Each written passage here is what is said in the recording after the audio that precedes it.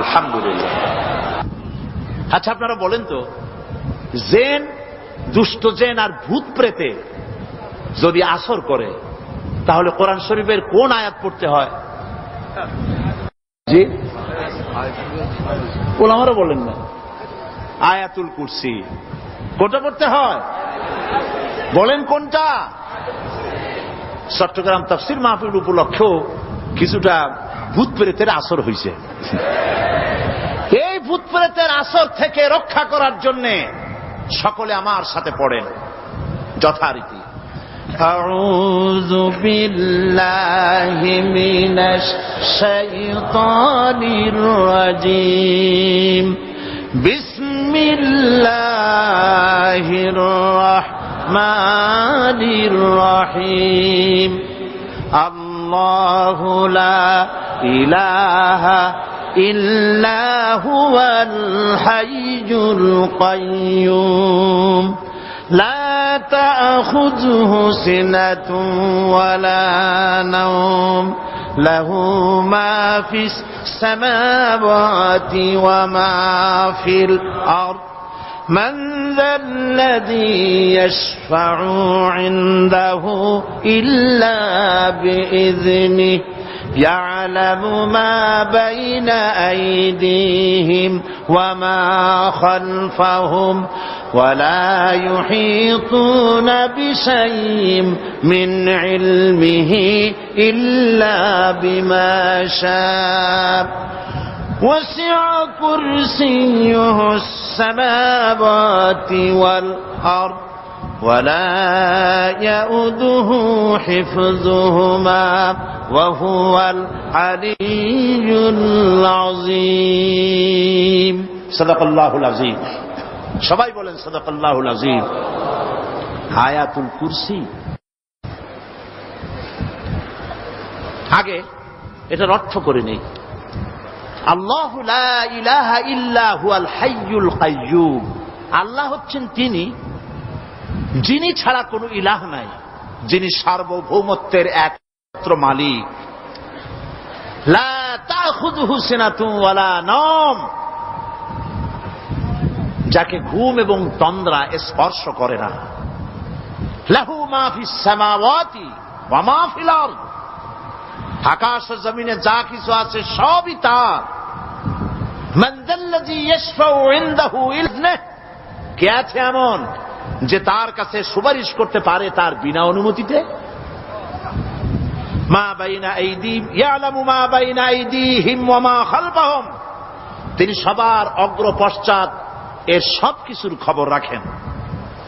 ওয়ালা ইউহিতুনা বিশাইইম মিন ইলমিহি ইল্লা বিমা শাআ,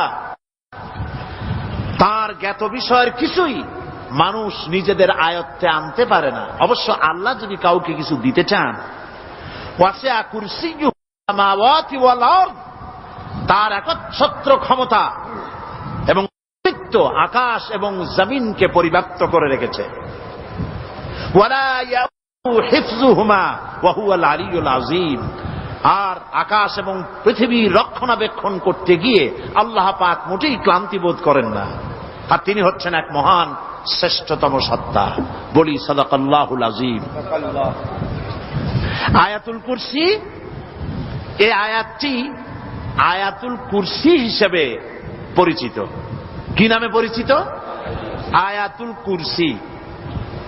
এখানে মহান আল্লাহ পাকের এমন সব পূর্ণাঙ্গ পরিচিতি পেশ করা হয়েছে যার নজির গোটা কোরআন শরীফে নাই। সুবহানাল্লাহ। তাই হাদিস শরীফে এই আয়াতটিকে শ্রেষ্ঠ আয়াত বলা হয়েছে। কোরআন শরীফের কি আয়াত? শ্রেষ্ঠ আয়াত বলা হয়েছে। আমরা প্রত্যেকটি ফরজ নামাজের পরে এই আয়াতে কারিমা পড়ে থাকি, ঠিক কিনা বলেন? আল্লাহর বলেছেন প্রত্যেক ফরজ নামাজের পরে আয়াতুল কুরসি যে ব্যক্তি পাঠ করবে, কিয়ামতের দিন আল্লাহ রাব্বুল আলামিন ওই ব্যক্তির ব্যাপারে সিদ্ধান্ত নেবেন, আল্লাহ তাকে জান্নাত দান করে দিবেন। হতে পারে এবার আপনারা কেউ করতে পারেন, বাস ওয়াজ আর না শুনলে চলবে, আয়াতুল কুরসি পড়বো আর জান্নাতে চলে যাব না। বিষয়টা এমন নয়। বিষয়টা হচ্ছে এই আয়াতুল কুরসির মধ্যে এমন কিছু কথা আছে যা বুঝে যদি পড়ে আর আমল করে আল্লাহ পাক কিয়ামতের সিদ্ধান্ত নেবেন, জান্নাত দিয়ে দিবেন। সুবহানাল্লাহ, বলেন সুবহানাল্লাহ। এর কারণ হলো আয়াতুল কুরসির মধ্যে আল্লাহ পাক সার্বভৌমত্বের কথা বলেছেন। আজ আমরা স্লোগান দেই সব সমস্যার সমাধান। ও মাশাআল্লাহ, চট্টগ্রামের সবাই বোধহয় এই পরিচিত স্লোগানটা জানেন না। জবাব তো আপনারা জবাব দিতে পারলেন না কেন? সব সমস্যার সমাধান দেন স্লোগান আপনারাই।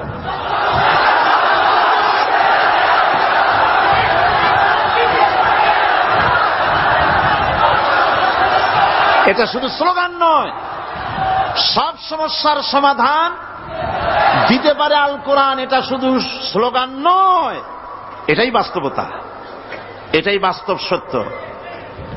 আয়াতুল কুরসির মধ্যে রয়েছে একটি জটিল সমস্যার সমাধান, যাকে সহজ কথায় বলা যায় গদি সমস্যার সমাধান। কুরসি মানে হলো গদি। আজকাল গদি নিয়ে কি হচ্ছে টের পাচ্ছে না ভাই? এই গদি নিয়ে টানাটানি হচ্ছে পৃথিবীর সর্বত্র। সার্বভৌমত্বের মালিক কে হবে? এইটা তো আপনারা বলতেছেন, কিন্তু যারা কোরআন জানে না তারা বলে সার্বভৌমত্বের মালিক জনগণ। দেখেন না, ওরা বলে সকল ক্ষমতার উৎস জনগণ। কারা বলে?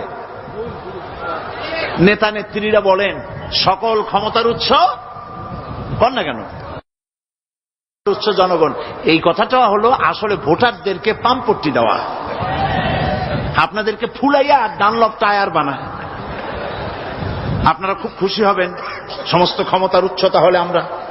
আরে বাবারা, তোমরা সকল ক্ষমতার উৎস যার পেট ভরা ময়লা, নাকের মধ্যে ছাতা, দাঁতে ছাতা, তুমি হবা সকল ক্ষমতার উৎস। আহা, ক্ষমতার ঠেলায় একটা সাপ দেখলে ভয়তে সিট হয়ে পড়ো, সাইকেলের টায়ার বাস্ট হইলে হার্ট ফেল করে। সকল ক্ষমতার উৎস, সকল ক্ষমতার উৎস জনগণ। এই কথা বলা কবিরা গুনাহ, এই কথা বিশ্বাস করা হারাম, এই কথা বিশ্বাস করা শিরক। কারণ সকল ক্ষমতার উৎস জনগণ এই কথা যদি বলা হয় তাহলে কোরআনে কারীমের সাথে কন্ট্রাডিকশন হয়, সাংঘর্ষিক। আল্লাহ পাক কি বলেছেন? আল্লাহ পাক বলেছেন আন্নাল কুওয়াতা লিল্লাহি জামিআ। বলেন আন্নাল কুওয়াতা লিল্লাহি জামিআ। আমার আল্লাহ রাব্বুল আলামিন বলেন, জেনে রাখো নিঃসন্দেহে সকল ক্ষমতার উৎস কেবলমাত্র আল্লাহ রাব্বুল আলামিন। সকল ক্ষমতার উৎস কে? জোরে বলেন আল্লাহ, আল্লাহ, আল্লাহ। তিনি একমাত্র সকল ক্ষমতার উৎস। কোরআন আয়াতুল কুরসি আল্লাহ কোরআনে নাজিল করে সার্বভৌমত্বের মালিক কে হবে সমস্যার সমাধান করে দিলেন। রাসূল করিম সাল্লাল্লাহু আলাইহি ওয়াসাল্লাম মানুষের সার্বভৌমত্ব খতম করে মদিনায় আল্লাহর সার্বভৌমত্ব কায়েম করে তিনি একটি রাষ্ট্র কায়েম করলেন। মদিনার রাষ্ট্রের সার্বভৌমত্বের মালিক কে ছিলেন? আল্লাহ। জোরে বলেন কে ছিলেন? আল্লাহ। মানুষ তখন দেখতে পেল খোদাই সার্বভৌমত্বের ভিত্তিতে যে রাষ্ট্র গঠন হয় সেই রাষ্ট্র মানবতার জন্য কত কল্যাণকর হয়। সুবহানাল্লাহ বিহামদি। আয়াতুল কুরসিতে বলা হলো যে সার্বভৌমত্বের মালিক এই ক্ষমতা, এই ক্ষমতাটাকে আরবিতে বলা হয় উলুহিয়াত। এই ক্ষমতাকে সার্বভৌমত্বের ক্ষমতাটাকে আরবিতে কি বলা হয়? উলুহিয়াত। আর যার হাতে এই ক্ষমতাটা থাকে তাহলে বলে ইলাহ, তাকে কি বলা হয়? আল্লাহ রাব্বুল আলামিন আয়াতুল কুরসির শুরুতে এই কথাটাই বলে দিলেন, আল্লাহু লা ইলাহা ইল্লা হুয়াল হাইয়ুল কাইয়্যুম। আল্লাহ হচ্ছেন তিনি যিনি ছাড়া কোনো ইলাহা নাই। তার মানে হলো সার্বভৌমত্বের একচ্ছত্র মালিকানা কার হাতে? চিৎকার দিয়ে বলুন, আল্লাহ রাব্বুল আলামিনের হাতে। সার্বভৌমত্বের এই ক্ষমতা হস্তান্তরযোগ্য নয়। সার্বভৌমত্বের মালিক যিনি হবেন তার শুরু থাকবে না, শেষও থাকবে না। এই কোয়ালিটি কার মধ্যে আছে? আল্লাহ পাকের মধ্যে। আল্লাহ পাক বললেন তিনি হচ্ছেন আল হাই আল কাইয়ুম। তিনি হাইয়্যু, তিনি কাইয়ুম, তিনি শাশ্বত, তিনি জাগ্রত, তিনি চিরস্থায়ী, যার শুরুও নাই, যার শেষও নাই। সুবহানাল্লাহ ওয়া বিহামদিহি। এই সার্বভৌমত্বের মালিকানা নিয়ে যারা বসে আছে, যে কোনো মুহূর্তে তার হাত থেকে ক্ষমতা ছিনতাই হয়ে যেতে পারে, পারে কিনা? আর ঘুমায় থাকলে, সার্বভৌমত্বের মালিক দাবি করে যদি ঘুমায় থাকে, ততক্ষণ ভারপ্রাপ্ত বানাবে কারে? এই জন্য সার্বভৌমত্বের মালিক হচ্ছেন আল্লাহ পাক, যাকে ঘুম এবং তন্দ্রা স্পর্শ করে না। সার্বভৌমত্বের মালিকের কোয়ালিটি আল্লাহ পাক বলছেন লা তাখুযুহু সিনাতুন ওয়ালা নাওম। পড়েন সবাই, লা তাখুযুহু সিনাতুন ওয়ালা নাওম। তার ঘুমও নাই, তন্দ্রাও নাই। হযরত মূসা আলাইহিস সালাম আল্লাহ পাকের কাছে একবার প্রশ্ন তুলেছেন, আল্লাহ পাক তুমি নাকি? আল্লাহ বলেন তুমি বিশ্বাস করো না? মূসা আলাইহিস সালাম বলছেন অবশ্যই বিশ্বাস করি। আল্লাহ পাক বললেন বিশ্বাস যদি করো তাহলে বুঝানো যাবে। হযরত ইব্রাহিম আলাইহিস সালাম বলেছিলেন আল্লাহ পাকের কাছে, কাইফা রব্বি আরিনি কাইফা তুহিল মাউতা, হে রব তুমি আমারে দেখাও কেমনে তুমি মৃত্যুকে জিন্দাকে মৃত্যু করো, মৃত্যুকে জিন্দা করো, একটু দেখাও আমারে। আল্লাহ পাক বললেন আওয়ালাম তুমিন, বিশ্বাস করো না? ইব্রাহিম আলাইহিস সালাম সঙ্গে সঙ্গে বললেন বালা। নাম বললেন না। বালা মানেও হ্যাঁ, নাম মানেও হ্যাঁ, কিন্তু একটু বেশ কম আছে। তিনি নাম না বলে বালা বললেন। নামের অর্থ হলো হ্যাঁ, আর না বালার অর্থ হচ্ছে কেন নয়, অবশ্যই বিশ্বাস করি। ওয়ালাকিন লিয়াতমাইন্না কালবি, তবে আল্লাহ তুমি যদি চোখে দেখাও একটু, তাহলে এগুলি একটুখানি লিয়াতমাইন্না কালবি, আমার অন্তরাত্মা প্রশান্তি লাভ করবে যদি চোখে দেখতে পারি। আল্লাহ বলেন তাহলে তোমারে দেখাবো। আল্লাহ দেখাইলেন। মূসা আলাইহিস সালাম যখন বললেন যে আল্লাহ পাক আর মৃত্যুকে চিন্তা করো কেমনে, তুমি ঘুমায় থাকো, না ঘুমায় পারো কেমনে, তোমার নাকি ঘুম নাই, তন্দ্রা নাই? আল্লাহ পাক বলেন বিশ্বাস করো না? বলে আমি বিশ্বাস করি। তো ঠিক আছে তাহলে তোমার দেখাই। বললেন এক গ্লাস পানি নিয়ে আসো। এক গ্লাস পানি নিয়ে এসে দাঁড়িয়ে থাকো। আল্লাহ পাক মূসা আলাইহিস সালামকে বললেন এক গ্লাস পানি নিয়ে দাঁড়াও। আর ঘুমকে আল্লাহ পাক বললেন মূসারে ধরো। মূসা আলাইহিস সালাম নিদ্রাচ্ছন্ন হলেন, তন্দ্রা এসে গেল, হাত শিথিল হয়ে হাতের থেকে পানি ভর্তি গ্লাস পড়ে ভেঙে চুরমার হয়ে গেল। মূসা আলাইহিস সালাম ভয় পেয়ে গেলেন। আল্লাহ রাব্বুল আলামিন বলেন ভয় পাওয়ার কোনো কারণ নাই, তোমার প্রশ্নের জবাব আমি এভাবেই দিলাম। এক গ্লাস পানি নিয়ে কয়েক মিনিট দাঁড়াইতে পারো নাই, ঘুমের সঙ্গে সঙ্গে গ্লাস পড়ে ভেঙে গেল। তামাম আকাশ আর জমিন, গোটা সৃষ্টি জগৎ তোমার আল্লাহ পাকের হাতের মুঠার মধ্যে রয়েছে। আল্লাহ যদি ঘুমায় যায় সব শেষ হয়ে যাবে। তামাম সৃষ্টি জগতের ট্রাফিক কন্ট্রোল আল্লাহ কর্তৃক হয়, আর মানুষের যা হয় আল্লাহ পাক তার থেকে সম্পূর্ণ মুক্ত। আল্লাহ পাকের ঘুম নাই, তন্দ্রাও নাই।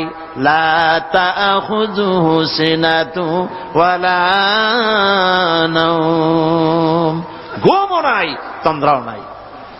আল্লাহ পাক সমস্ত রকমের মানবীয় কোয়ালিটি থেকে, গুণ থেকে মুক্ত, মুবাররা, পবিত্র।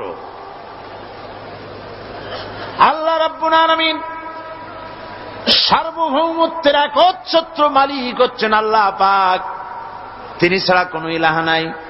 তিনি পরিষ্কার করে বলছেন আল্লাহু লা ইলাহা ইল্লা হুয়াল হাইয়ুল কাইয়ুম। সবাই পড়েন আল্লাহু লা ইলাহা ইল্লা হুয়াল হাইয়ুল কাইয়ুম। আল্লাহ হচ্ছেন সার্বভৌমত্বের মালিক, তিনি ছাড়া কোনো ইলাহ নাই। এমন একটি আয়াত তাফসীরের জন্য আল্লাহ এনে দিয়েছেন, যেই আয়াতটি বুঝলে পরে দুনিয়াও শান্তি, আখিরাতেও শান্তি। গতি সমস্যার সমাধান হবে, সব সমস্যার সমাধান হবে। আয়াতুল কুরসি এমন আয়াত যা তেলাওয়াত করলে, বুঝলে, আমল করলে কিয়ামতের দিন আল্লাহ পাক তার সম্পর্কে সিদ্ধান্ত নেবেন, জান্নাত দিয়ে দিবেন। সুবহানাল্লাহ। আউযু বিল্লাহি মিনাশ শাইতানির রাজীম। বিসমিল্লাহির রাহমানির রাহিম। প্রত্যেক অক্ষরে অক্ষরে 10-10 করে নেকি এখন আমাদের নামায় আমলে লেখা হচ্ছে। সুবহানাল্লাহ। গলা ছেড়ে দিয়ে সবাই পড়েন আমার সাথে। আল্লাহু লা ইলাহা ইল্লা হুয়াল হাইয়ুল কাইয়্যুম লা তাখুযুহু সিনাতুন ওয়ালা নাওম লাহু মা ফিস সামাওয়াতি ওয়া মা ফিল আরদ মান যাল্লাযী ইয়াশফা'ু 'ইনদাহু ইল্লা বিইذনিহি ইয়া'লামু মা বাইনা আইদিহিম ওয়া মা খালফাহুম ولا يحيطون بشيء من علمه إلا بما شاء وسع كرسيه السماوات والأرض ولا يؤوده حفظهما وهو العلي العظيم صدق الله العظيم। আয়াতুল কুরসি হচ্ছে কোরআন শরীফের সর্বশ্রেষ্ঠ আয়াত। সুবহানাল্লাহ। রাসূল বলেছেন আয়াতুল কুরসি হচ্ছে কোরআনে কারীমের সর্বশ্রেষ্ঠ আয়াত এবং আল্লাহ পাকের তাওহীদের ব্যাপারে, সার্বভৌমত্বের ব্যাপারে এত বিস্তারিত অল্পের মধ্যে আর অন্য কোন আয়াতের মধ্যে ভাবে আসে নাই। এই জন্য আয়াতুল কুরসি এত মর্যাদা। কালকে আরো একটা হাদিস শোনাইছিলাম, বোধহয় নিশ্চয়ই আপনাদের মনে আছে। প্রত্যেক ফরজ নামাজের পরে আয়াতুল কুরসি যে একবার পড়বে, তেলাওয়াত করবে, কিয়ামতের দিন আল্লাহ পাক তার সম্পর্কে সিদ্ধান্ত নিবেন, তাকে জান্নাত দিয়ে দিবেন। সুবহানাল্লাহ কইতে ইচ্ছে করলো না? আলহামদুলিল্লাহ বলবেন না? তার অর্থ হলো এই আয়াতুল কুরসি যদি মানুষ পড়ে আর বোঝে আর ওই অনুযায়ী যদি আকীদা তৈরি হয়, জীবন তৈরি হয়, তার জীবন জান্নাতের জন্য তৈরি হয়ে যায়। গতকাল আল্লাহ পাকের সার্বভৌমত্বের কথা আমরা আলোচনা করেছিলাম। আলোচনা করব আল্লাহ পাকের পরিচয়। আল্লাহ পাক তিনি কে? আমরা বলি আল্লাহ। আমরা কি বলি? বলেন সবাই, কি বলি? আমি অনেকবার আপনাদেরকে এই কথাটা বলেছি, বোধহয় নিশ্চয়ই মনে আছে। আল্লাহ এই উচ্চারণটা আমাদের অনেকের হয় না, কেউ বলে না আল্লাহ। আল্লাহ পাকের উচ্চারণটা হচ্ছে, আল্লাহ পাকের নাম উচ্চারণ হচ্ছে আল্লাহ। মুখটা একটু গোল হয়ে যাবে, বলেন আল্লাহ আল্লাহ। পৃথিবীতে বিভিন্ন জাতি তার স্রষ্টাকে, তারা যাকে স্রষ্টা মনে করে, বিভিন্ন নামে ডাকে। কেউ বলে ভগবান, কেউ বলে ঈশ্বর, কেউ বলে পরমেশ্বর, কেউ বলে বিধাতা, কেউ বলে গড। বিভিন্ন নামে লোকেরা এভাবে ডাকে। তো ভগবান বললে তার প্রতিশব্দে স্ত্রীলিঙ্গে কি আসে? বলেন ভগবতী। ঈশ্বর বললে স্ত্রীলিঙ্গে কি আসে? ঈশ্বরী। বিধাতা বললে তার স্ত্রীলিঙ্গে কি আসে? বিধাত্রী। গড, এটার স্ত্রীলিঙ্গে আসলে কি হবে? তো প্রত্যেকটি তারা যে ভাষায় আল্লাহকে ডাকে, প্রত্যেকটি ভাষায় স্ত্রীলিঙ্গে একটি প্রতিশব্দ আসে। আল্লাহ এর স্ত্রীলিঙ্গে, এর প্রতিশব্দে আরেকটি শব্দ কি গোটা বিশ্ব খুঁজে পাওয়া যাবে? জোরে বলেন, যাবে? যাবে না। এবং অন্যান্য নামগুলি সন্ধি বিচ্ছেদ করলে অর্থই হবে না। গড, এটাকে যদি উল্টায়া বলা হয় তাহলে কি হয়ে যাবে? এবার দেখুন, আল্লাহ এই নাম, আল্লাহর পরিচয় কি? যদি বলা হয় যে আল্লাহর পরিচয় কি, শুধু আল্লাহ দিয়ে আল্লাহকে চেনা যাবে, আল্লাহকে চেনা যাবে।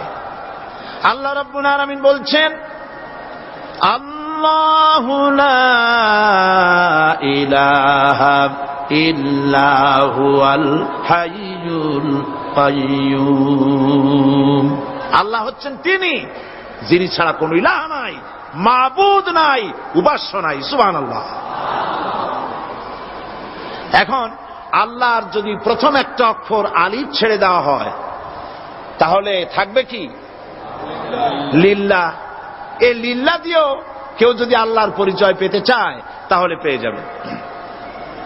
আল্লাহ রাব্বুল আলামিন কোরআনে কারীমের ভিতরে শুধু লিল্লাহ দিয়েও আল্লাহকে চেনার ব্যবস্থা করেছেন। লিল্লাহি মা ফিস সামাওয়াতি ওয়া মা ফিল আরদ। আকাশ এবং জমিনের সার্বভৌমত্বের একচ্ছত্র মালিকানা কার? আল্লাহ পাকের।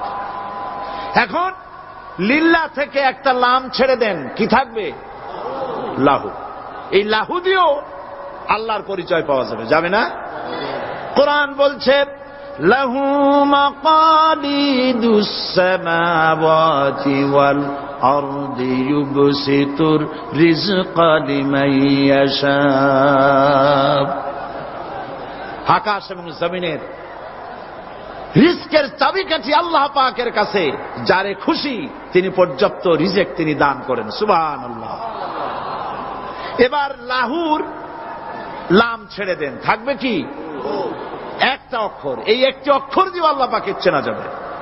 ইন্নাহু হুয়াল গফুরুর রহিম।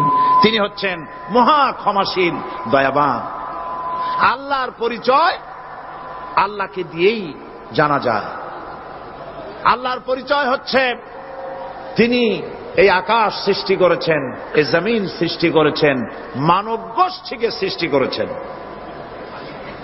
আকাশের স্রষ্টাকে, জমিনের স্রষ্টাকে, মানুষের স্রষ্টাকে আল্লাহ পাক। দেখুন, আল্লাহ পাক আকাশের স্রষ্টা, জমিনের স্রষ্টা, মানুষের স্রষ্টা। এই কথাকে ভুলিয়ে দেওয়ার জন্যে, এই কথাটিকে ভুলিয়ে দেওয়ার জন্য আল্লাহকে অস্বীকার করছে এক শ্রেণীর লোকেরা। তারা বলছে দেয়ার ইজ নো গড, স্রষ্টা বলতে কেউ নাই। Unseen is nothing. আল্লাহ পাক কোরআনকে বোঝার জন্য, আল্লাহকে চেনার জন্য ব্যবস্থা করেছেন। ওরা বলছে কি আনসিন ইজ নাথিং, যা দেখা যায় না সেটা কিছুই না, সেটা বিশ্বাস করি না। তো আল্লাহর যখন রং নাই, গন্ধ নাই, তাকে বিশ্বাস করি কেমনে? বলেন নাউজুবিল্লাহি মিন যালিক। আরে ভাই, তোমরা তো এমন বহু জিনিস আছে যা না দেখে বিশ্বাস করো। আপনারা কি বাতাস দেখেছেন? বিশ্বাস করেন কিনা? বিশ্বাস করেন কিনা? আপনারা কি ইথার দেখেছেন? বিশ্বাস করেন কিনা? ফুলের গন্ধ দেখেছেন কিন্তু বিশ্বাস করেন কিনা? মাধ্যাকর্ষণ শক্তি, ল অফ গ্রাভিটেশন আপনারা চোখে দেখেছেন? বিশ্বাস করেন কিনা? অনেক জিনিস এমন আছে যা আমরা চোখে দেখি না কিন্তু বিশ্বাস করি। হযরত ইমাম আবু হানিফা রাহমাতুল্লাহ আলাইহির সাথে এক নাস্তিকের বহস হবে। স্থান এবং তারিখ নির্ধারণ করা হলো। ইমাম সাহেব দেরি করে আসলেন। নাস্তিক বলছে, আমি আপনার সঙ্গে কোনো বিতর্কে যেতে চাই না, কারণ আপনি ওয়াদা রক্ষা করতে পারেন নাই, নির্ধারিত সময়ের অন্তত 3 ঘন্টা পরে এসেছেন। তিনি বললেন, আমি কেন দেরি করলাম সেটা তো তুমি জিজ্ঞেস করবে। আচ্ছা বলেন কেন দেরি করেছেন? তিনি বললেন, দেখো এই জায়গায় আসার পথে একটা নদী বেঁধেছিল, কি করে আমার কাছে পারাপারের কোনো বন্দোবস্ত ছিল না। এক পর্যায়ে হতাশ হয়ে গেলাম, আমার বোধহয় যাওয়াই হবে না। শেষ পর্যন্ত আমি দেখতে পেলাম হঠাৎ করে আমার পাশে একটা ফলের বীজ পড়লো, তা দিয়ে একটা গাছ অঙ্কুরিত হলো। দেখছি না তা গাছটা একটা ময়ূর হয়ে পরিণত হয়ে গেল। কই থেকে একটা করাতে সে গাছটা কেটে ফেলে দিল। ফটাফট কতগুলি তক্তা বেরিয়ে আসলো, কোথার থেকে একটা হাতুড়ি আর কতগুলি লোহা এসে ঠাস ঠাস করে বাড়ি লেগে একটা কিস্তি তৈরি হয়ে গেল। কিস্তিটার ধাবায় পড়লো নদীতে, আমি লাফ দিয়ে উঠলাম, তাই দেরি হলো। নাস্তিক বলছে, আপনার সাথে আমি জানছিলাম যে আপনি অত্যন্ত বুদ্ধিমান মানুষ, কিন্তু যে ঘটনা শুনাইলেন আপনার স্ক্রু একটাও টাইট আছে বলে মনে হয় না, আপনার সাথে আর কোনো বহস নয়। তিনি বললেন, কেন? কই বহস না, আপনি বলছেন যে এইরকম একটা গাছ চারা হয়ে গেল, সাথে সাথে বিনা মিস্ত্রিতে গাছটা কাটলো, তারপর এইটা দিয়ে তক্তা হলো, লোহা আসলো, হাতুড়ি হইলো, বিনা মিস্ত্রিতে কিস্তি তৈরি হয়ে গেল, নৌকা এটা পড়লো নদীতে, আর বিনা মাঝিতে আপনি পার হয়ে আসলেন। এটা কি আদৌ সম্ভব? ইমাম আবু হানিফা রাহমাতুল্লাহ আলাইহি বলছেন, তোমার সাথে আমি কোনো কিতাব দিয়ে ঝগড়া করব না, কোনো কিতাব দিয়ে আমি তোমার সাথে বহস করব না। এই একটি দৃষ্টান্ত তোমার জন্য যথেষ্ট। একটা মিস্ত্রি ছাড়া যদি একটা কিস্তি তৈরি না হতে পারে, একটা গাছ কেটে তক্তা যদি না হতে পারে, এই বিশাল আকাশ, এই বিশাল জমিন, আর তোমার মতো এরকম একটা সুন্দর মানুষ বিনা মিস্ত্রিতে বিনা স্রষ্টায় তৈরি হলো কেমনে? এক কথায় নাস্তিক বলছে, আমার জীবনের ভুল ধরা পড়ল। নাস্তিক বলছে, জীবনের ভুল ধরা পড়েছে, আমি মুসলমান হয়ে গেলাম। লা ইলাহা ইল্লাল্লাহু মুহাম্মাদুর রাসূলুল্লাহ। জোরে পড়েন, লা ইলাহা লা ইলাহা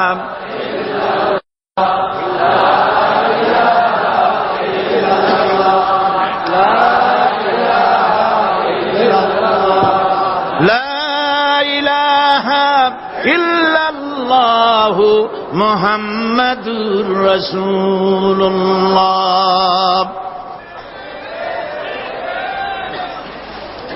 আল্লাহ পাক বলছেন, আমি আদম, আমি দাউদ এবং সুলাইমানকে জ্ঞান দান করেছি, ইব্রাহিমকে জ্ঞান দান করেছি। কোরআন শরীফের বহু জায়গায় শুধু জ্ঞানের কথাই বলা হয়েছে। সুবহানাল্লাহ বিহামদিহি। সুতরাং বুদ্ধিজীবী, এই বুদ্ধিজীবীরা তারা আসল জ্ঞানটা নাই। আসল জ্ঞান কোনটা বলেন? কোনটা? ডক্টর শহীদুল্লাহ মরহুম, আমি অনেকবার বলেছি তার কথা, তাকে জান্নাতুল ফেরদাউস নসিব করুন, বলেন আমিন। ডক্টর শহীদুল্লাহ মরহুম বলতেন তার লোকদেরকে যে তোমরা বিদেশ থেকে অনেক ডিগ্রি নামের আগে আনতে পারো, তোমরা পণ্ডিত, একথা আমি স্বীকার করি, কিন্তু কোরআন শরীফের জ্ঞান যদি না থাকে তাহলে পণ্ডিতের আগে আর একটা শব্দ বসবে, মূর্খ পণ্ডিত। কোরআনের জ্ঞান পাণ্ডিত্যকে পরিপূর্ণ করে দেয়, কারণ ওয়ামা উতীতুম মিনাল ইলমি ইল্লা কালিলা। সুবহানাল্লাহ। আল্লাহ পাক বলছেন, তোমাদেরকে সামান্যতম জ্ঞান দান করেছি। কতটুকুন জ্ঞান? কতটুকুন? সামান্যতম জ্ঞান দান করেছি। সুতরাং আল্লাহ পাক কোরআনের মধ্যে তার নিজের পরিচয় ছোট্ট একটি সূরার মধ্যে ব্যাপক আকারে বলে দিয়েছেন। কি? কুল হুয়াল্লাহু আহাদ। সবাই পড়েন আমার সাথে, কুল হুয়াল্লাহু আহাদ আল্লাহুস সামাদ লাম ইয়ালিদ ওয়া লাম ইউলাদ ওয়ালাম ইয়াকুল লাহু কুফুয়ান আহাদ। আল্লাহ পাক বলেন, আল্লাহ এক এবং একক, তিনি কারো মুখাপেক্ষী নন, তিনি কাউকে জন্ম দেন নাই, তাকেও কেউ জন্ম দেয়নি, আকাশ আর জমিনে আল্লাহর সমকক্ষ কেউ নাই। সুবহানাল্লাহ। তাকে কেউ জন্ম দেয়নি, তিনিও কাউকে জন্ম দেননি। তিনি এক, তিনি ছিলেন, তিনি আছেন, তিনি থাকবেন। তার শুরুও নাই, তার শেষও নাই। সুবহানাল্লাহ। এই আল্লাহ রাব্বুল আলামিন তার পরিচয় আয়াতুল কুরসি সার্বভৌমত্বের পরিচয় দিয়েছে, আল্লাহর পরিচয় দিয়েছে। আল্লাহ তিনি খালিক। মানব সৃষ্টির এবং পৃথিবীর সৃষ্টির ইতিহাস ঘাটলে মানুষের যদি কিসমত ভালো থাকে তাহলে আল্লাহর সান্নিধ্য, আল্লাহর অস্তিত্ব সম্পর্কে জ্ঞান তাকে আল্লাহ পাক দান করে দেন। সুবহানাল্লাহ। পৃথিবীর সৃষ্টির ব্যাপারে বুদ্ধিজীবীরা কি বলছেন দেখুন। পৃথিবীর সৃষ্টির ব্যাপারে বিজ্ঞানীরা বলছেন যে এই পৃথিবী এরকম ছিল না তো কি রকম ছিল। এইটা সূর্যের পাশ থেকে একটা উজ্জ্বল শক্তিশালী জ্যোতিষ্ক দারুণ ফোর্স নিয়ে যাচ্ছিল। সেই ফোর্স সহ্য করতে না পেরে সূর্যের একটি দুর্বলতম অংশ সূর্য থেকে ছিটকে মহাশূন্যে পড়ে গেল, আর ঘুরতে ঘুরতে এই পৃথিবীর অস্তিত্ব লাভ করল। বিজ্ঞানের এই কথা যদি বিশ্বাস করতে হয় তাহলে আমাকে বলতে হয় এখন তো মানুষেরা আর পৃথিবীতে ধরছে না, ঠিক কিনা? কথা বলছেন না কেন? মানুষ পৃথিবীতে এখন ধরতেছে। বিভিন্ন দেশ খালি বলতেছে মানুষ কমাও, সন্তান কমাও, বিভিন্ন পদ্ধতি গ্রহণ করো, আর মানুষ বাড়ায়ও না। আল্লাহ পাক বলছেন আল্লাহু লা ইলাহা ইল্লা হুয়াল হাইয়ুল কাইয়্যুম। আল্লাহ হচ্ছেন তিনি যিনি ছাড়া কোনো ইলাহ নাই। লা ইলাহা ইল্লাহু, তিনি ছাড়া কোনো ইলাহ নাই, সার্বভৌমত্বের মালিক কেউ নাই। এই যে লা ইলাহা, কোন ইলাহ নাই, আমরা কালেমার মধ্যে এই কথাটা বলি। আমাদের কালেমায়ে তাইয়্যিবা আমরা কি উচ্চারণ করি? লা ইলাহা ইল্লাল্লাহু মুহাম্মাদুর রাসূলুল্লাহ। জোরে পড়েন লা ইলাহা ইল্লাল্লাহ, লা ইলাহা ইল্লাল্লাহু মুহাম্মাদুর রাসূলুল্লাহ। লা ইলাহা, কোন ইলাহ নাই। এই দাওয়াত দিয়েছেন দুনিয়ার সমস্ত পয়গম্বর। এটা কি শুধু রাসূলুল্লাহর দাওয়াত ছিল? সমস্ত নবীদের স্লোগান ছিল একটা। সমস্ত নবীদের স্লোগান ছিল কয়টা? সবাই বলুন, কি সেই স্লোগান? লা ইলাহা ইল্লাল্লাহ। কোরআন শরীফের ভিতরে ইলাহ শব্দ 147 বার এসেছে। লা ইলাহার অর্থ যদি এই হয় কোন উপাস্য নাই আল্লাহ ছাড়া, কোন মাবুদ নাই আল্লাহ ছাড়া, মুহাম্মদ সাল্লাল্লাহু আলাইহি ওয়াসাল্লাম আল্লাহর প্রেরিত রাসূল, তাহলে তো এত ঝঞ্ঝাট হওয়ার কথা ছিল না। আপনারা বলেন, নবীরা যখনই এই দাওয়াত দিয়েছেন লা ইলাহা ইল্লাল্লাহ, তখন সংঘর্ষ হয়েছে কিনা? হয়েছে কিনা? বাধা আসছে কিনা? তাহলে এই কথাটা কি যার কারণে এরকমের বাধা আসে? লা ইলাহা ইল্লাল্লাহ, এর চাইতে বিপ্লবাত্মক, এর চাইতে রিভলিউশন সৃষ্টিকারী কথা আল্লাহর আকাশের নিচে জমিনের উপরে আর একটাও হতে পারে না। লা ইলাহা ইল্লাল্লাহ। ইলাহ শব্দের অর্থ শুধু উপাস্য আর মাবুদ নয়। ইলাহ শব্দের অর্থ হচ্ছে আইনদাতা, ইলাহ শব্দের অর্থ হচ্ছে শাসনকর্তা, ইলাহ শব্দের অর্থ হচ্ছে বিধানদাতা। তো লা ইলাহা যখন একটি লোক ঘোষণা করে, তার অর্থ দাঁড়ায় কোন আইনদাতা নাই, বিধানদাতা নাই, শাসনকর্তা নাই, কারো আইন মানি না, বিধান মানি না, শাসন মানি না, আল্লাহ ছাড়া। কে ছাড়া? আল্লাহ ছাড়া। এই কালেমার দাওয়াত যখন পয়গম্বরেরা দিয়েছেন তখন 3 শ্রেণীর লোকেরা বাধা দিয়েছে। বলেন কয় শ্রেণী? সবাই বলেন। 3 শ্রেণীর লোকেরা বাধা দিয়েছে। লক্ষ্য করুন। 1 নম্বরে বাধা দিয়েছে রাষ্ট্রশক্তি। 1 নম্বরে বাধা দিল কারা? 2 নম্বরে বাধা দিয়েছে ধনাঢ্য ব্যক্তিবর্গ। 3 নম্বরে বাধা দিয়েছে যারা কায়েমি স্বার্থবাদী ধর্মীয় শক্তি, এই তিনটি শ্রেণী সমস্ত নবীদেরকে বাধা দিয়েছে। সেই বাধা অতীতে যারা দিত এখন আর দেয় না, নাকি এখনো দেয়? দেখুন, এই কালেমার দাওয়াত হযরতে মূসা আলাইহিস সালামকে যেদিন আল্লাহ পাক প্রথম ওহী দিলেন, এই দাওয়াত শুধু রাসূল দেন নাই, আল্লাহ পাক বলছেন প্রত্যেক নবী তার জাতিকে এই দাওয়াত দিয়েছেন। কি? আল্লাহ রাব্বুল আলামিন বলেন সকল নবী তার কওমকেই বলে দাওয়াত দিয়েছেন, ইয়া কওমি ইবুদুল্লাহা মা লাকুম মিন ইলাহিন গায়রু। হে সম্প্রদায়, আল্লাহ ছাড়া কোনো ইলাহ নাই, তার ইবাদত করো, তারই দাসত্ব করো, তার গোলামি করো। আল্লাহ পাক মূসা আলাইহিস সালামকে যখন নবুয়াত দিলেন, প্রথম যে ওহী এলো, প্রথম ওহীটাই ছিল ইন্নানি আনাল্লাহ লা ইলাহা ইল্লা আনা ফা'বুদনি ওয়া আকিমিস সালাতা লিযিকরি। নিশ্চয়ই আমি আল্লাহ, আমি ছাড়া কোন ইলাহ নাই, আইনদাতা নাই, বিধানদাতা নাই, সুতরাং আমার দাসত্ব করো এবং আমার শরণার্থে নামাজকে প্রতিষ্ঠা করো। মূসা আলাইহিস সালামকে আল্লাহ পাক ওহী দিয়ে তাকে পাঠালেন। কোথায় পাঠালেন?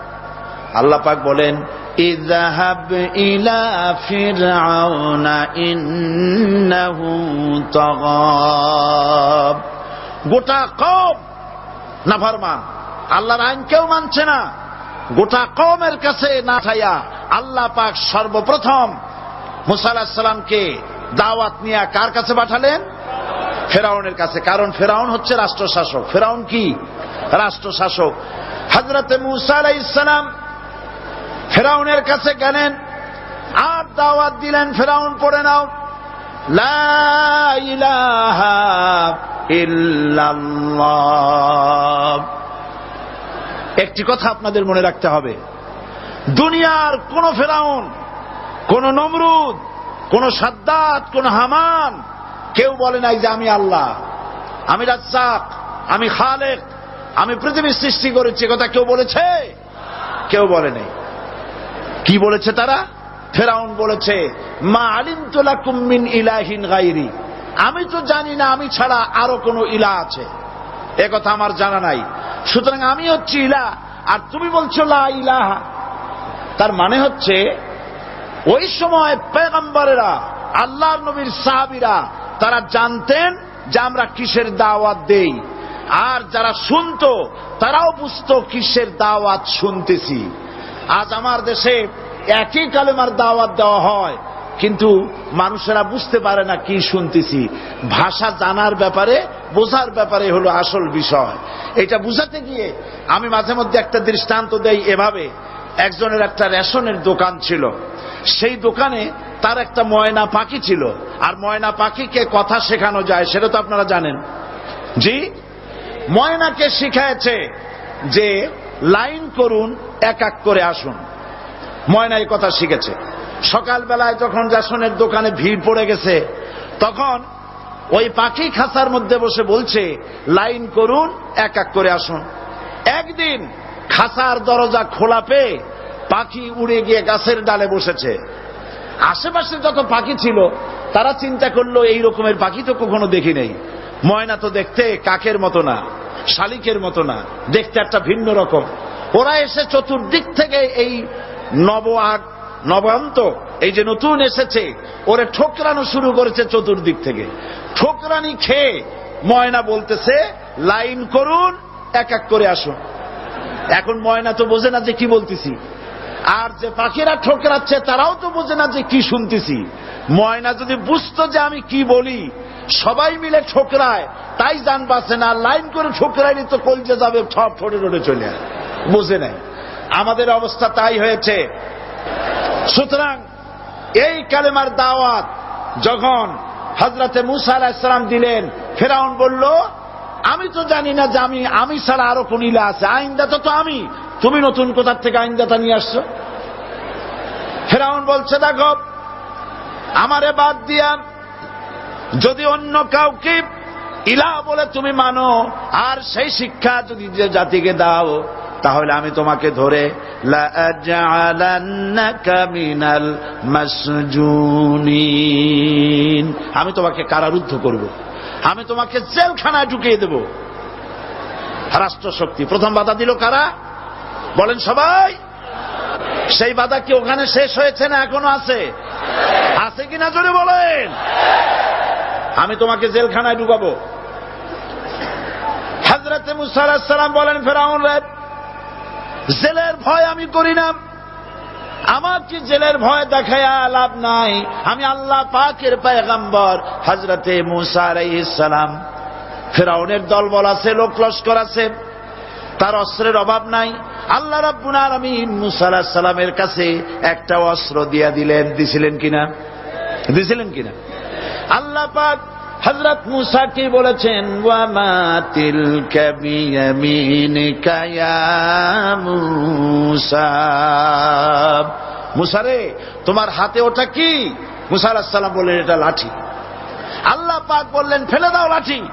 লাঠি ফালায় দিলেন। কি হয়ে গেল? হিয়া হাইয়াতুন তাসআ, লাঠি হয়ে গেল।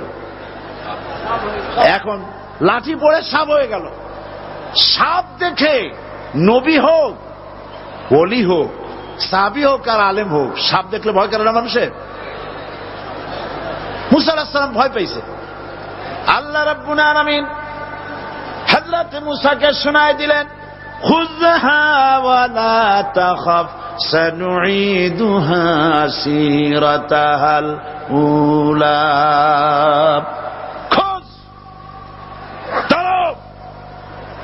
লা তাখাফ, ভয় পেও না। আল্লাহ বলছেন ধরো, ভয় পেও না।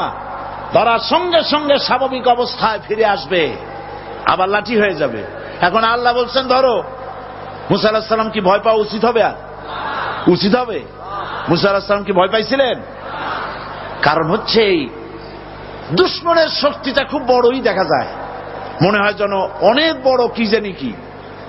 আল্লাহ পাক বলছেন, ইন্না কাইদাশ শায়তানে কানা দাঈফা, শয়তানের চক্রান্ত যতই তুমি মনে করো অনেক ষড়যন্ত্রের জাল বিস্তার হয়ে আছে, আল্লাহ কয় কিছুই না, দাঈফা, অত্যন্ত দুর্বল। আল্লাহ পাক বললেন ধরো। মুসা আলাইহিস সালাম সাপ ধরলেন, সঙ্গে সঙ্গে লাঠি হয়ে গেল। ফেরাউন বরদাস্ত করল না।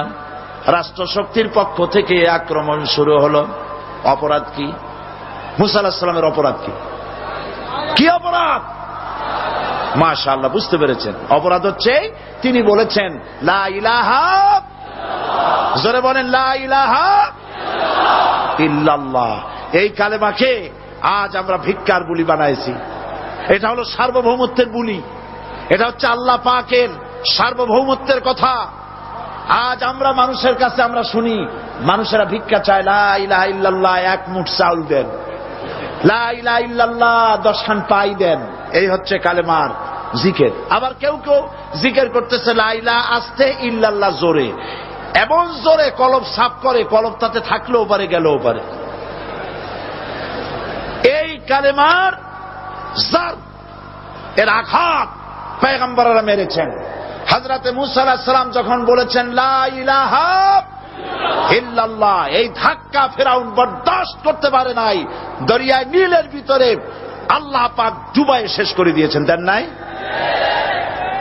হযরত মুসা আলাইহিস সালাম তার উম্মতেরা দরিয়ার পাশে বসে দ্বীনি কথাবার্তা বলতেছেন। এমন সময় ফেরাউন, তার শত্রু হচ্ছে মুসা আলাইহিস সালাম। শত্রু কেন? মুসা কি ফেরাউনের পাকা ধানে মই দিয়েছে নাকি? বলেন আপনারা। তার হালের গরু পিটায় মারছে নাকি? অপরাধ হল তিনি আল্লাহর জমিনে আল্লাহর আইন প্রতিষ্ঠার কথা বলেছেন। এই শুধুমাত্র এই অপরাধে ফেরাউন তার দলবল নিয়ে 3 দিক থেকে আক্রমণ করেছে। মুসা আলাইহিস সালামের উম্মতেরা ভয় পেয়ে গেছেন। তারা বলছেন ইন্না লামুদরাকুন, আমরা পাকড়াও হয়ে গেছি। 3 দিকে সাড়াশি আক্রমণ, 3 দিকে শত্রু, একদিকে দরিয়া, পালাবার রাস্তা আছে? হযরত মুসা আলাইহিস সালাম ভয় পেয়ে গেলেন, সারেন্ডার করলেন না। হযরত মুসা আলাইহিস সালাম বললেন, কাল্লা, কখনো নয়, ভয় পাওয়ার কোনো কারণ নাই। রব্বি সায়াহদিন, অবশ্যই আমার রব আমার জন্য রাস্তা করে দিবেন। ভয় পাইও না, আমার রব রাস্তা করে দিবেন। আল্লাহ রাব্বুল আলামিন হযরত মুসা আলাইহিস সালামকে অর্ডার করলেন, হাতের লাঠি দিয়া দরিয়ার উপরে আঘাত করো। হযরত মুসা আলাইহিস সালাম দরিয়ার উপর আঘাত করলেন। রাস্তা ছিল দরকার একটার, এক বাড়িতে আল্লাহর হুকুমে লাঠি দিয়ে একটি আঘাত করার সঙ্গে সঙ্গে হযরত মুসার তার সঙ্গী সাথী দরিয়া পার হওয়ার জন্য দরিয়ার মধ্য দিয়ে আল্লাহ 12টা রাস্তা পয়দা করে দিলেন। সে আল্লাহ আছে না নাই? এত আসতে বলেন কেন? ভয় পাওয়ার কারণ আছে? রাষ্ট্র শক্তি বাধা দিয়েছে সমস্ত নবীদেরকে। কেন? নবীদের চরিত্র খারাপ? জোরে বলেন, নবীদের চরিত্র খারাপ? নবীদের চাইতে মাসুম, বেগুনাহ, উন্নত চরিত্রের মানুষ আল্লাহর আকাশের নিচে জমিনের উপরে আর হয় নাই। তোমরা যে সব নেতাদের পিছনে দৌড়াও, অমুকের সৈনিক, নেতা নেতা করে মরো, এইসব নেতা যাদের পিছনে দৌড়াও, এই নেতাগুলি, আমি জিজ্ঞেস করি আপনাদেরকে, এই নেতাগুলি জীবনে একবারও জেনা করে নাই। এ ব্যাপারে অনুসারীরা আপনারা কি নিশ্চিত? মিথ্যা কথা জীবনেও কয় নাই, প্রতারণা করে নাই, ঠাট্টা করে নাই, বিদ্রুপ করে নাই, মদ খায় নাই, মানুষ হত্যা করে নাই। কিসের নেতা? নেতা হচ্ছেন সেই ব্যক্তি যিনি বলেছেন, ও আমার স্ত্রীরা, ও আমার সাহাবীরা, রাতের আধারে আমার মধ্যে যা আচরণ দেখতে পাও, দিনের আলোতে আমার মধ্যে যা দেখতে পাও, সবগুলি খুলে খুলে মানুষের কাছে বলে দাও। তার নাম বিশ্বনবী মুহাম্মদ রাসূলুল্লাহ সাল্লাল্লাহু আলাইহি ওয়াসাল্লাম।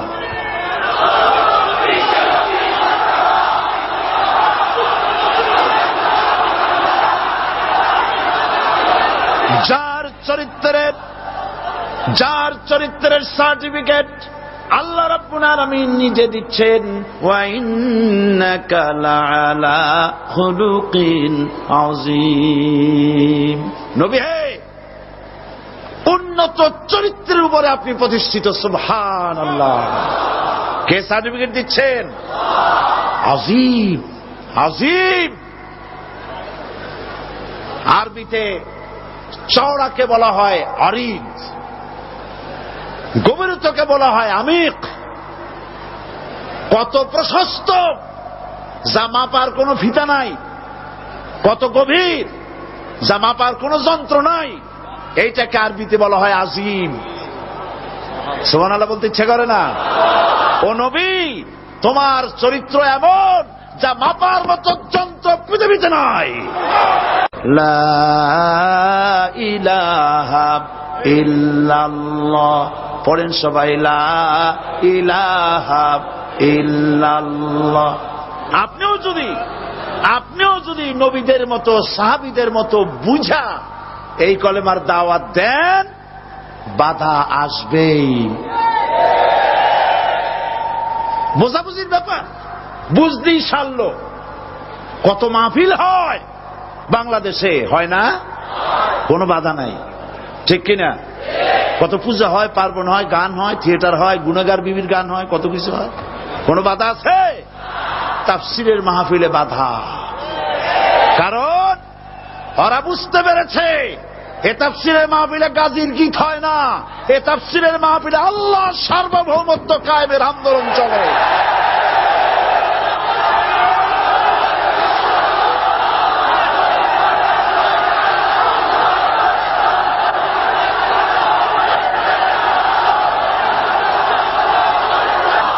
বিশ্বকবি আল্লামা ইকবাল কি সুন্দর করে বলেছেন, আজ ভি হো जो इब्राहिम का इमाम पैदा आग कर सकती है एक अंदाजे गुलिस्तां पैदा।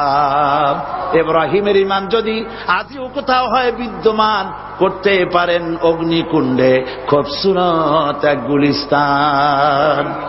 এখনো যদি ইব্রাহিমের সন্তানদেরকে আগুনের মধ্যে ফেলে দেওয়া হয়, আর ইব্রাহিম ঈমান যদি থাকে, আগুনকে ফুলের বাগান বানাবার ক্ষমতা আল্লাহর আছে। চিরকাল আল্লাহ পাক এই কালেমাকে দিয়েছেন আল্লাহর সার্বভৌমত্বকে প্রতিষ্ঠা করার জন্য। আয়াতুল কুরসি শুধু পড়ে বুকে ফু দেওয়ার জন্য নয়।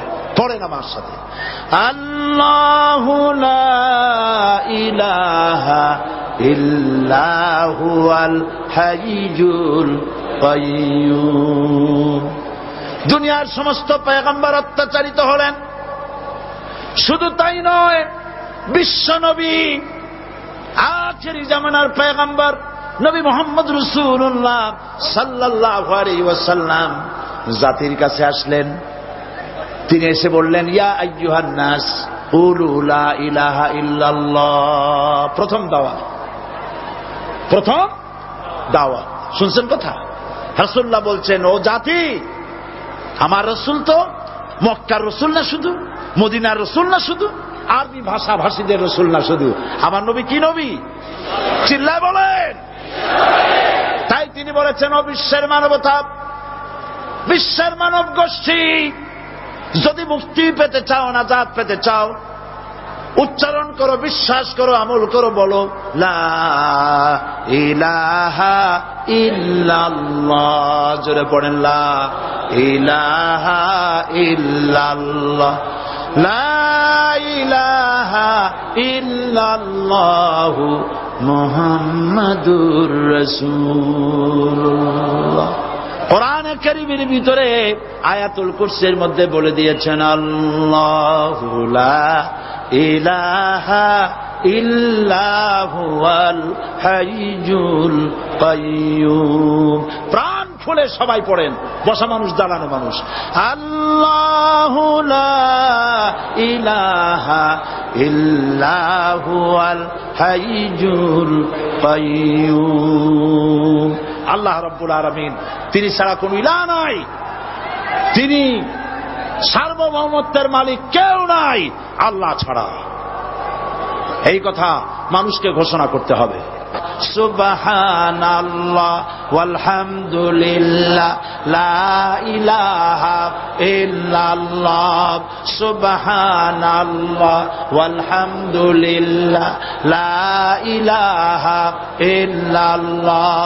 সুবহানাল্লাহ ওয়ালহামদুলিল্লাহ লা ইলাহা ইল্লাল্লাহ, লা ইলাহা ইল্লাল্লাহু মুহাম্মাদুর রাসূলুল্লাহ। আল্লাহুম্মা আমিন।